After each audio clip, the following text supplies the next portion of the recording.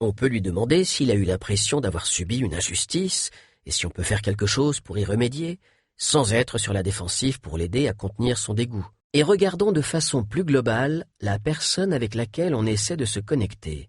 Car il faut, bien entendu, voir aussi, on ne peut presque jamais la cacher, même si on le souhaite.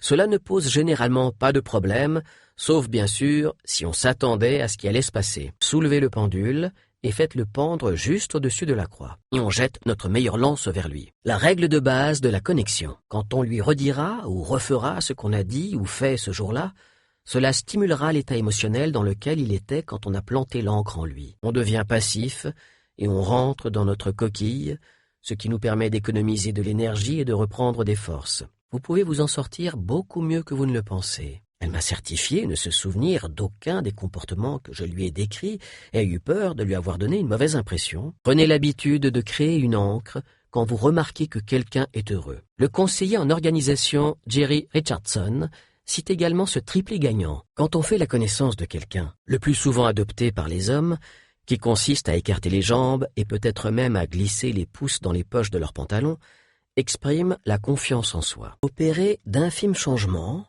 on change aussi les états émotionnels des autres en montrant et donc en projetant nos propres émotions. Les sourcils créent ou approfondissent les rides verticales situées entre eux et relèvent les coins intérieurs des paupières supérieures pour former un triangle. Les deux sont liés. Quand on se surprend à les utiliser, on peut crier « Ah, il faut que j'arrête de dire dingo !» Des signes contradictoires. C'est qu'elles vont toutes choisir une interprétation en laquelle elles croient et qu'elles pensent être la seule plausible. Mais si elles étaient écrites, continuez en lui demandant de créer l'image de sa main dans son esprit, on le fait d'ailleurs souvent pour montrer ce qu'on ressent dans une conversation, et de ce que la situation permet.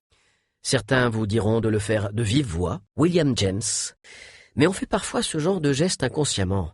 Non, vous savez pourquoi. Quand on se connecte à quelqu'un, la communication inconsciente. Vous êtes dégoûté. Si on veut exprimer du dégoût sans le ressentir vraiment, on va utiliser certains aspects de son expression. En croisant les bras à un moment, voilà ce qu'elle a fait pendant tout ce temps. Heureusement, la science moderne n'est pas du tout de cet avis. Une façon complètement différente de celle à laquelle vous pensez. Montrer ce qu'on veut dire.